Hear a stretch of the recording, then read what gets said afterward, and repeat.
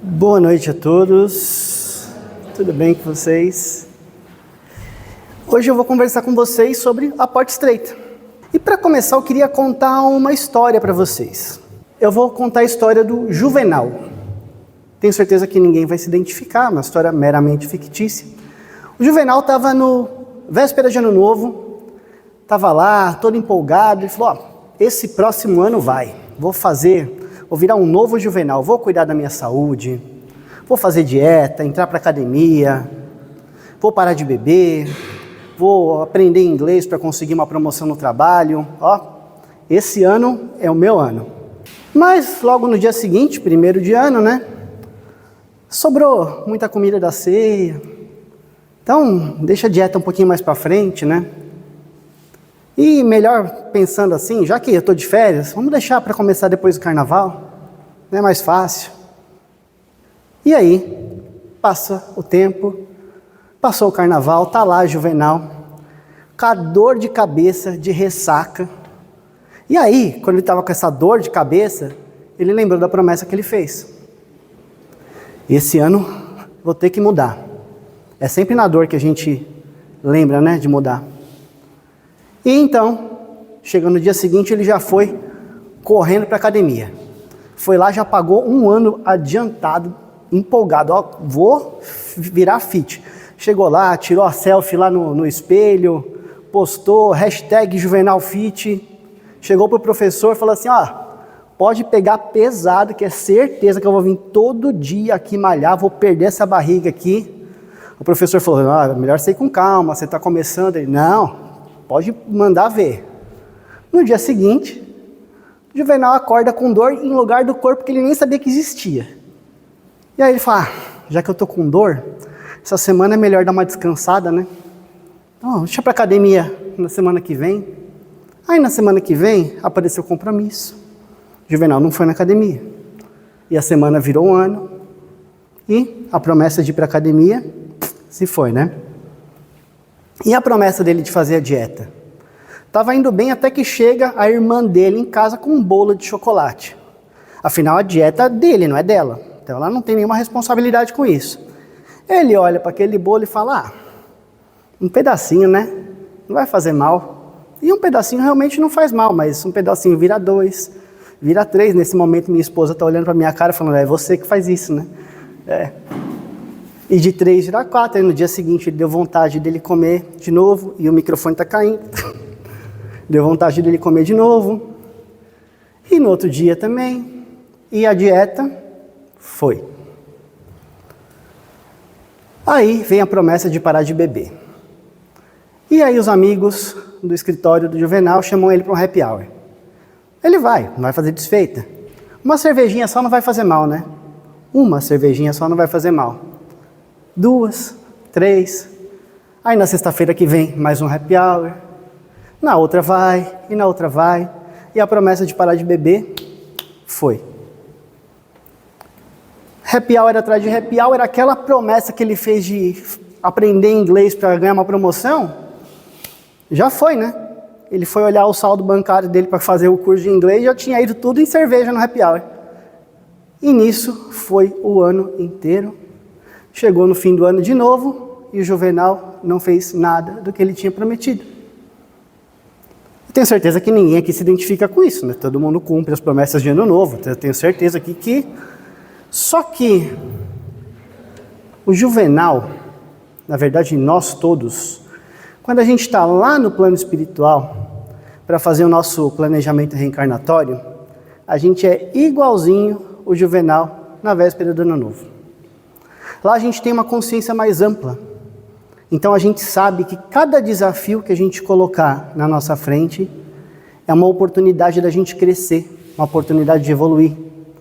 Muitas vezes a gente tem algumas lembranças, lembranças de como foi em nossas vidas anteriores. A gente sabe que a gente tem muito que se ajustar. E a gente quer esses desafios. E aí o nosso mentor fala, vai com calma, escolhe esse, aquele. E a gente quer muito, porque a gente sabe o quanto que é importante. E, então, a gente reencarna. Só que na hora que a gente reencarna, aquela consciência já estreita. A gente já não tem mais a lembrança de todo aquele planejamento que a gente fez. E a gente passa a sofrer as influências inerentes ao nosso corpo, da sociedade, das sensações que a gente tem, dos prazeres e outras diversas influências que a gente só tem enquanto encarnados. E aí o que a gente faz? A gente busca pelo conforto, a gente busca pelo caminho mais fácil. E aí esses desafios vão aparecendo na nossa frente e a gente vai se desviando deles. E então a gente desencarna. E na hora que a gente desencarna, no momento que a gente retoma a consciência, e essa retomada de consciência vai variar muito da nossa evolução, ou até mesmo do nosso equilíbrio, mas quando a gente retoma essa consciência, a gente para e olha, o que eu fiz? Olha quantas oportunidades que apareceram na minha frente, e eu passei por todas.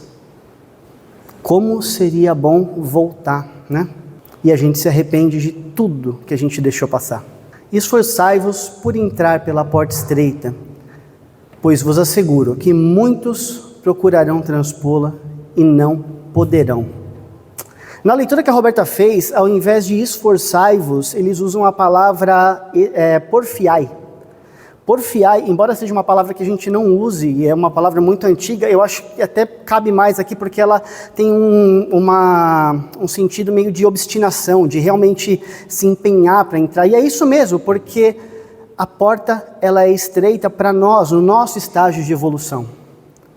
Por conta do nosso estágio de evolução, a gente enxerga essa porta estreita, mas na essência ela não é. Mas o problema é que o nosso estágio, hoje, a gente enxerga ela dessa maneira. A gente ainda vive num mundo de provas e expiações. E aqui, o mal predomina. E quando eu falo por mal, eu não estou falando do hediondo, não estou falando do que é perverso. As más tendências, tá? O egoísmo, a inveja, a vaidade, a preguiça, a ganância, tudo isso é muito forte aqui na Terra. Então a gente é muito mais empurrado por esse caminho. Nós somos seres sociáveis, então a gente tende a ir por onde é mais confortável. Só que a lei de Deus, ela diz que todos nós somos espíritos que nascemos puros e ignorantes e vamos chegar à evolução, nós vamos chegar ao grau de espíritos felizes, todos nós. Só que para isso existe uma regra básica: aprender a amar. E quando eu falo amar, eu não estou falando do amor que a gente tem pela nossa esposa, pela nossa mãe, pelos nossos filhos. É o amor incondicional com o seu próximo. E assim, isso não vai acontecer agora, isso não vai acontecer nessa vida. Vai demorar milhares e milhares e milhares de existências até a gente conseguir aprender o que é amar de verdade. Mas são esses desafios que aparecem na nossa frente que eles vão colocar a gente nesse caminho. Caibar Schutel, no seu livro Parábolas e Ensinos de Jesus, ele diz o seguinte: a estrada do progresso vê-se com os olhos da alma, e a alma a deseja ardentemente para a aquisição de seus destinos felizes. A da degradação proporciona no presente os gozos efêmeros do mundo, e o homem material por ela caminha, preso a essas delícias perecíveis. A gente sempre busca o conforto. Eu quero ser uma pessoa melhor, mas eu não quero ter que lidar com aquele parente difícil, que eu tenho uma dificuldade, né? No trabalho, eu às vezes vejo um colega fazendo alguma coisa que eu não concordo muito, mas para não entrar em choque, eu prefiro fechar os olhos e ser conivente com aquilo. E aí o que acontece? Eu fico nervoso. Aí quando eu chego em casa, no menor deslize da esposa, do marido, dos filhos, eu já solto aquele esculacho, já explodo. Afinal, eles têm que ser compreensivos comigo, porque eu estou sofrendo pressão, né? Eles têm que ser compreensivos, eu não. Eu estou na rua, alguém vem me pedir dinheiro, eu não dou, porque, não, ele vai gastar tudo com bebida. Olha que alma caridosa que eu sou, né? Estou pensando no bem-estar do próximo. E aí, como bom espírita que eu sou, eu venho para cá, para tomar um passe, para me livrar dos meus obsessores e de toda a energia negativa que os outros colocam em cima de mim. Os outros em cima de mim. Eu nunca quero assumir a responsabilidade. É muito confortável para mim falar que são os outros que emanam energia negativa. É muito confortável falar que são os obsessores. Tudo é culpa do obsessor, né? A gente não assume a nossa culpa, né? A gente não assume que a gente está atraindo tudo isso. Enquanto nós não tivermos a compreensão dos ensinamentos de Jesus, a porta sempre vai ser estreita demais. Compreensão não é simplesmente ler o Evangelho, é compreender, é aplicar. Quando alguém agride a gente, quando alguém magoa, quando alguém faz algo que deixa a gente mal, a gente tem duas portas para entrar. Uma larga, que é a da ira, a do revide, a da vingança, e a estreita, que é a do perdão. Só que para a gente, essa porta é bem estreita, né? É quase intransponível. Como que eu vou perdoar aquela pessoa que me fez mal? Como que eu vou perdoar? É impossível isso. Eu posso no máximo deixar para lá. E aí a gente acha que deixando para lá, a gente tá tudo bem. Só que não, deixar para lá é só arrastar para baixo do tapete. A gente não fez a limpeza. A gente tem que exercitar o perdão, né?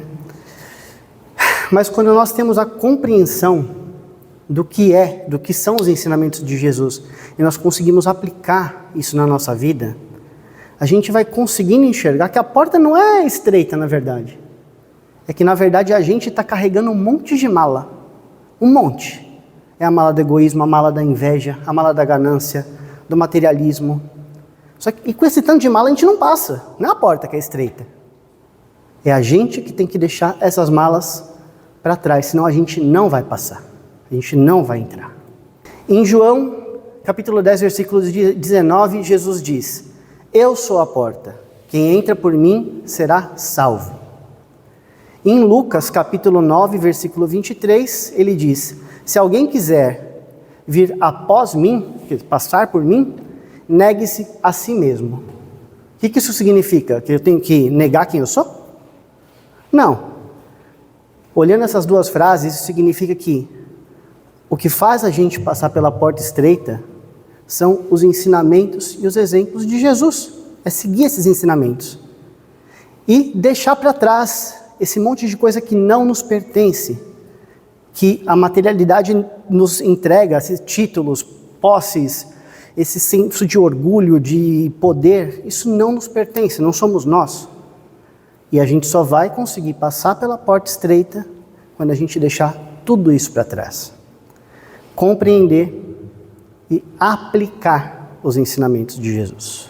No mesmo livro, Kaibar Schutel, ele diz que a estrada do progresso, por ser apertada, exige conhecimento, reclama atenção, critério, raciocínio, para que não se decline para a direita ou para a esquerda. E eu não estou falando de política, tá?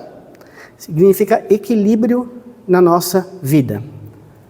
Mais adiante ele continua que para subir pela estrada da evolução e entrar pela porta do progresso é preciso prudência, fortaleza, temperança, retidão, fé, esperança e caridade. E por isso, estreita é a porta e apertado é o caminho que conduz à vida e poucos são os que acertam com ela. Nós espíritas, nós temos, ou pelo menos deveríamos ter, a consciência da importância do estudo. Do estudo do Evangelho, do estudo das obras básicas, do estudo em geral. Porque nós temos que evoluir, tanto intelectualmente quanto moralmente. E através do estudo, que a gente evolui intelectualmente. Vamos reler ali o primeiro trecho. A estrada do progresso, por ser apertada, exige conhecimento, reclama atenção, critério e raciocínio. Evolução intelectual. Mas o que faz com que a gente evolua moralmente é a aplicação daquilo que a gente aprendeu. Para subir pela estrada da evolução e entrar pela porta do progresso é preciso prudência, fortaleza, temperança, retidão, fé, esperança e caridade. Aplicar os ensinamentos. Essa é a parte mais difícil. Porque é muito bonito chegar aqui em cima, falar sobre caridade, falar sobre amor ao próximo, Só que o quão fácil é aplicar isso? O quão difícil é passar por essa porta estreita e deixar todas essas malas para trás? Será que a gente consegue deixar essas malas para trás? Digo mais, será que a gente quer deixar essas malas para trás? Essas oportunidades que a gente tem, esses desafios, eles são muito importantes para a nossa evolução e eles vêm de diversas maneiras. Aqui a gente tem uma foto do Chico Um médium sem igual. Olha a grandeza desse homem, tanto como médium quanto como ser humano, que teve uma infância miserável. Passou dificuldade quando o pai não pôde cuidar dele, deixou ele na mão da madrinha que maltratava dele. Nisso ele já tinha perdido a mãe. Depois, quando o pai se casou de novo, ele encontrou de novo o amor de mãe. Essa madrasta morre. E ele, seguindo nesse caminho, com a mediunidade que ele tinha, ele podia se perder em vaidade. Olha o tanto de livro que ele escreveu. Olha a qualidade de médium que ele era, que a gente não vê por aí. Como que ele podia se perder em vaidade, né? E quantos outros médiuns não se perdem em vaidade? Muita gente que eu converso fala assim, eu queria ser médium. Mas por quê, né? A pessoa não sabe o desafio que é isso, a pessoa não sabe a responsabilidade que é isso. Ela pensa só o quê? Na curiosidade, talvez na vaidade. Um outro exemplo que a gente pode ter, e esse mais frequente, são os pais que têm filhos mais idosos, filhos que têm pais mais idosos, muitas vezes encaram cuidar dos pais de uma forma como se fosse um pesar na vida. Muitos colocam os pais, abandonam ali num lar, e eu não estou julgando aqui o colocar os pais num lar de idosos, porque muitas vezes é preciso por conta dos cuidados constantes que eles precisam. Mas o que eu estou falando aqui é do abandono. Tem muita gente que vai lá, larga e fala, venho aqui no Natal, já fiz a minha parte, paguei o boleto, não é mais problema meu. Olha o tamanho desse desafio, né? Qual que é a porta larga, qual que é a porta estreita aí? Não é verdade? E esses desafios, eu falei exemplos um pouco maiores, mas eles acontecem nas pequenas coisas da nossa vida. Tem uma história aqui, que eu não me recordo exatamente quem foi que falou essa história, mas ela é muito interessante. Um casal estava no aeroporto, eles estavam saindo de férias, iam viajar. Enquanto eles aguardavam o embarque, eles resolveram tomar um café, sentar para tomar um café. Foram na cafeteria do aeroporto. Chegando lá, a garçonete estava muito mal-humorada, atendeu mal, anotou o pedido, aí o pedido começou a demorar demais. E eles preocupados, porque estava chegando a hora do embarque, eles preocupados com o pedido que não vinha, o marido foi lá conversar com a garçonete, e ela de novo, só dando patada, né, muito mal-humorada. Aí ela falou, não, já vai, está quase pronto. Ele sentou, o pedido veio depois de um tempo. A garçonete novamente, atendendo muito mal, entregou o pedido, e nesse momento a esposa virou para o marido e falou, imagina, não pode isso, eu vou lá reclamar com a gerência, não é possível. Aí o marido virou para a esposa e falou, calma, a gente está aqui vivendo o sonho da nossa vida, a gente está viajando, olha que maravilha que a gente está vivendo enquanto ela está aqui, servindo, vendo uma pessoa após outra seguir os seus sonhos, viajar. Enquanto ela está aqui, às vezes está com um filho doente em casa, está com um problema sério que ela não pode nem estar resolvendo porque ela está ali precisando trabalhar. E aí nesse momento, ele levantou para ir pagar a conta, chegou para a garçonete e falou, olha, muito obrigado. A garçonete meio sem entender e ainda com rispidez falou, mas obrigado por quê? Ele falou, porque eu sei que você está com problema. Eu sei que você não está tendo um bom dia e ainda assim você nos atendeu. Nesse momento ela começou a chorar. Quantos de nós não teríamos o orgulho ferido, né? Porque a gente está lá pagando caro por um café no aeroporto, e vamos lá, café no aeroporto é caro, né? Então a gente sente que estou pagando, tem aquela sensação de poder, né? Tem que ser bem atendido. Não, e tem que ser bem atendido. Mas se eu vou lá e levanto e converso com a gerência, o quanto que eu não ia prejudicar mais a vida daquela pessoa que já estava ruim.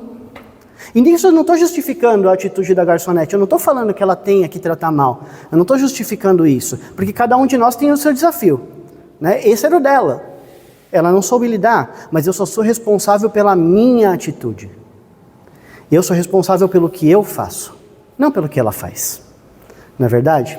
Então entenda que cada um desses desafios, sejam eles pequenos, sejam eles grandes, são os que colocam a gente nesse caminho. de aprender a amar verdadeiramente. Mas como a gente está longe disso, né? Muito longe. Mais uma vez eu vou citar Caibar Schutel. A estrada da degradação é a da soberba, da avareza, da luxúria, da ira, do ódio, da gula, da preguiça, da inveja, de que o mundo está cheio. Eis porque larga é a porta e espaçosa é a estrada que conduz à perdição. E muitos são os que por ela entram. Mas por que é tão difícil entrar por essa porta estreita, né? Por que é tão difícil seguir nesse caminho da retidão? Porque poucos são os que vão acompanhar a gente nesse caminho. Nós somos seres sociáveis, a gente sempre busca a aprovação. E por mais antissocial que você seja, a gente sempre está olhando a aprovação dos outros, a gente sempre quer pertencer a um grupo, né? Então, quando o nosso comportamento muda para a retidão, você começa a não ser tão interessante, isso passa a incomodar algumas pessoas. Muitos vão tentar puxar você de volta, mas se você persiste, você passa a ser chato, você passa a ser desinteressante. Sabe aquela sua amiga que sempre vai lá te visitar e contar uma fofoca? Quando você para e fala para ela, olha, não é legal ficar transmitindo essa energia negativa para outra pessoa. Vamos olhar para a nossa vida. Aí ela já emburra, você já começou a ser chato. Como assim você não vai contribuir à fofoca? Né? Então, essa amiga naturalmente aos poucos vai se afastar. Aquele parente que só reclama. Acho que todo mundo tem um, né? E se você não tem um, provavelmente é você. Aquele parente que você vai na tua casa e começa, não, porque o trabalho tá uma porcaria. Não, porque meu patrão não sei o quê, porque fulano não sei o quê, e reclama da vida, e tudo é culpa dos outros. Nada é culpa dele. Aí quando você chega e fala, olha, vamos ser mais positivo, né? Vamos parar de reclamar, olha um pouquinho as suas atitudes, vamos mudar um pouquinho isso. Bom, agora você não está mais reclamando com ele, você passou a ser chato. E ele começa a se afastar aos poucos. Aí no trabalho, aqueles amigos do happy hour, né? Agora você já não bebe mais tanto com eles. Você não é mais aquele cara divertido, que tomava tudo, subia na mesa, ria com todo mundo. Aí quando um amigo lá ia se vangloriar, porque eu traí minha esposa, e todo mundo, nossa, você já começa a aconselhar. E você passa a ser chato. E eles começam a se afastar de você, porque você já não é mais tão divertido quanto você era antes. Alguns no trabalho, quando você começa a deixar de fazer vista grossa para coisas erradas, eles começam a tentar te prejudicar. Porque agora você vira um obstáculo no caminho deles. Não é mais aquele amigo que passava um pano, né? E além deles, tem essas companhias espirituais que estão no nosso redor. Muitos são aqueles que estão cobrando uma dívida de alguma vida passada. Outros estão ali só para tentar sugar daquelas energias que aquelas experiências emanam, né? Mas a culpa não é deles. É muito fácil pôr a culpa no obsessor, nos espíritos, mas não é. A gente atrai aquilo que a gente pensa, aquilo que o nosso pensamento e o nosso comportamento vibram. Então, em vez de reclamar do meu obsessor, não, porque eu tenho um obsessor, seja um exemplo para ele. Porque se ele é teu obsessor, é porque ele está te cobrando alguma coisa que aconteceu lá atrás. Então muda você, mostra para ele que você mudou, seja um exemplo para o seu obsessor, que aí você vai ver que isso vai mudar. Em relação a esses parasitas espirituais que estão aí só para sugar a energia, bom, se você mudou o seu comportamento, logo você não vai ter a presença desses parasitas espirituais, porque você não está sintonizando com eles. Não é verdade? Mas com certeza vai ter muita gente que vai querer estar com você nessa tua mudança, que vai querer ir junto nesse caminho de retidão. Mas são muito menos do que o número que vai tentar te puxar para o outro lado. É como se fosse um cabo de guerra, só que de um lado tem 5 e do outro lado tem 100. Cansa, esgota todas as suas forças, mas dá. Pode ter certeza que dá, mas como? Foco no porquê. Se a gente focar nos objetivos, Sejam eles esse objetivo maior, que é o da nossa evolução, que é o do nosso aperfeiçoamento, da nossa felicidade verdadeira, ou sejam eles os objetivos que a gente tem na nossa vida, do dia a dia. Se eu focar o quanto vai ser legal aquela promoção no trabalho, vai ser muito menos penoso eu estudar, eu me comprometer. Se eu focar no quanto que eu vou me sentir melhor se eu emagrecer, se eu ter uma vida mais saudável, não é para você me cobrar isso em casa, pelo amor de Deus. Se eu focar nisso, vai ser muito menos penoso eu fazer exercício, eu fazer uma dieta. Se eu focar em Jesus, eu começo a pensar 2 vezes antes de reclamar. Eu começo a pensar 2 vezes antes de destratar uma pessoa. Fica muito mais fácil ter empatia. E por que eu estou falando empatia e não amar? Porque amar de verdade, essa vai demorar. Vidas e vidas, existências e existências, até que a gente aprenda a amar de verdade. Mas, se eu focar desafio por desafio, se eu focar nisso, eu vou conseguir passar. Se eu simplesmente largar essas malas que eu tenho comigo, eu consigo seguir em frente. Mas se eu focar só no agora, se ao invés de olhar para a saúde, eu olhar para o bolo que está na minha frente, se ao invés de eu olhar para o meu progresso no trabalho, eu olhar para a preguiça de estudar, se eu focar só nos prazeres do agora, aí eu não chego em lugar nenhum. Aí eu não vou conseguir passar pela porta estreita. Aí a gente vai ficar pela porta larga. E agora, gente, eu quero vestir aqui um pouquinho a minha carapuça de evangelizador.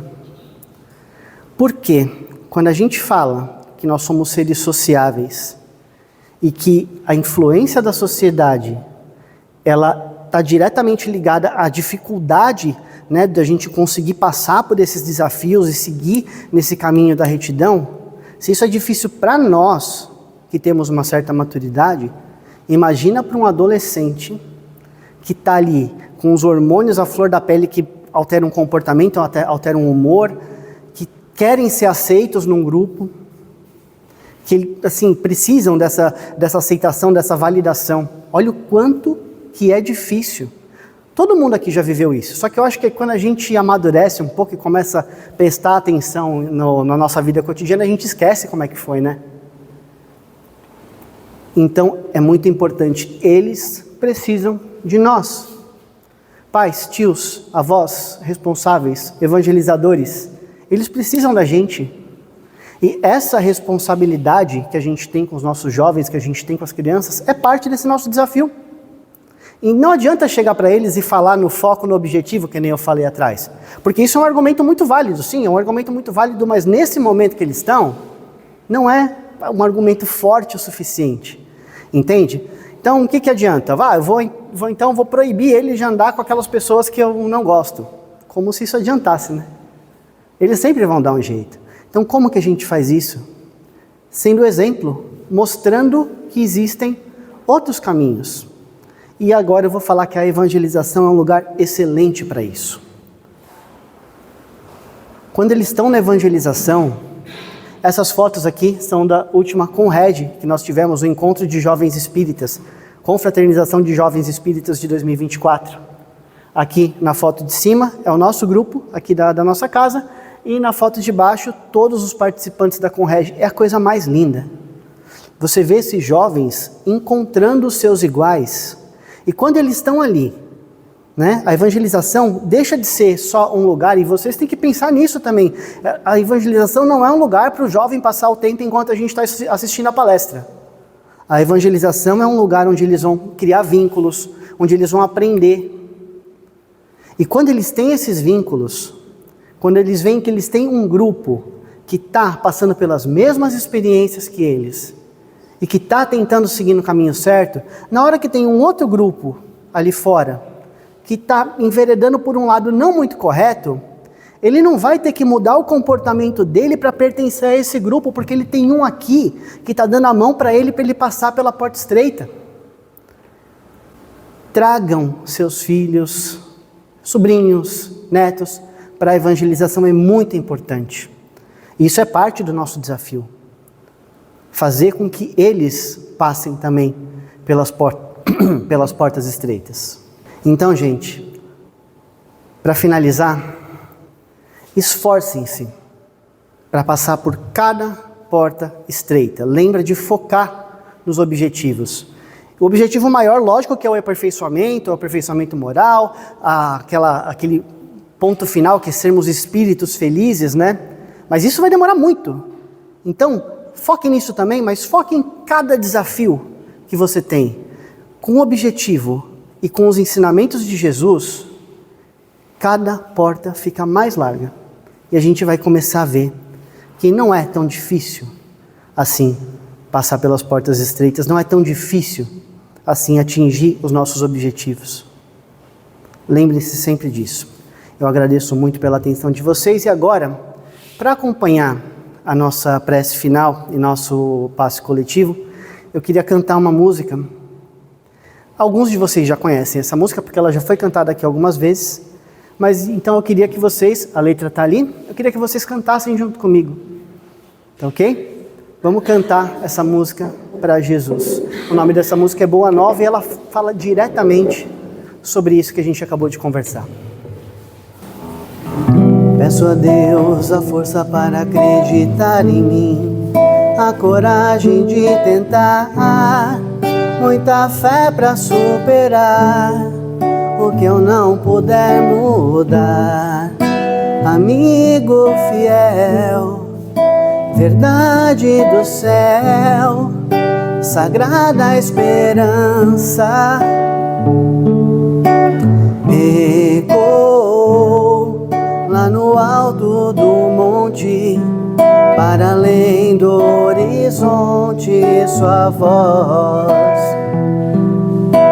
Bem-aventurados os humildes e pacíficos, bem-aventurados os que são e têm amigos pra contar e cantar. Jesus me ensina a caminhar. Jesus, qual porta devo entrar? E onde estiverem reunidos, dois ou mais em teu nome, eu vou te encontrar. Guia minhas escolhas, meu melhor amigo, vem me abraçar. Jesus me ensina a caminhar. Jesus, qual porta devo entrar?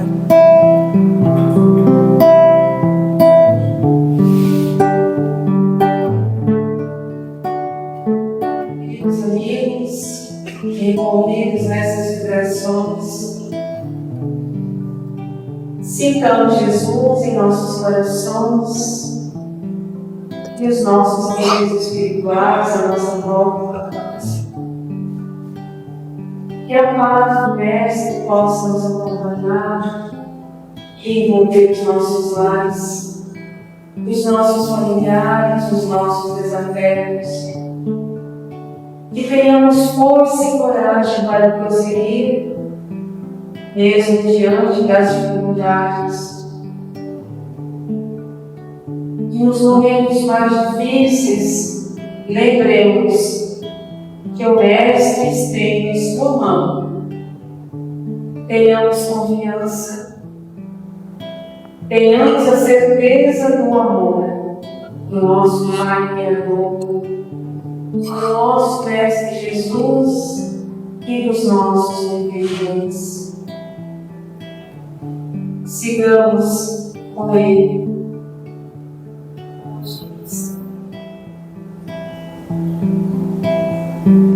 Agora cante comigo. Jesus me ensina a caminhar. Jesus Jesus, me ensina a caminhar. Jesus, me ensina a caminhar. Jesus, qual porta devo entrar?